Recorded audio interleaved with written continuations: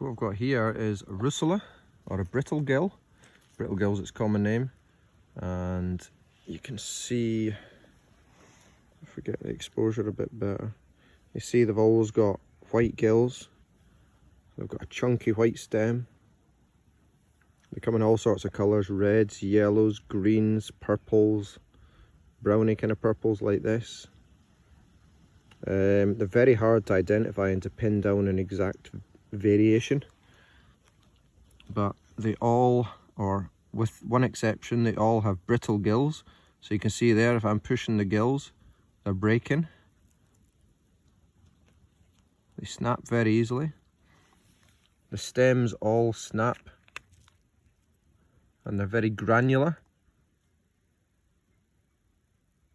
And you can do a taste test on these if you're 100% sure that it is in fact a Russula or a Russula. You can do a taste test, and how you do that is you snap a piece off and you just put it to your tongue. And Alice is going to demonstrate that for me right now. So do you want to do a taste test on that, mate? Now when Alice puts this to his tongue, you might notice that it's spicy. No, it's not spicy. It's not spicy? So it's mild? Yeah, so I'll just confirm that with a little bit on my tongue. You can also chew a bit out, chew a bit up and taste it. It is mild, and that indicates that this Russula is edible.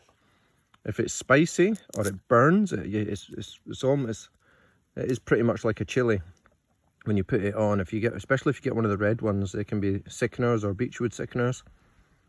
Some of the other ones, they can really burn your tongue for just for a short period of time,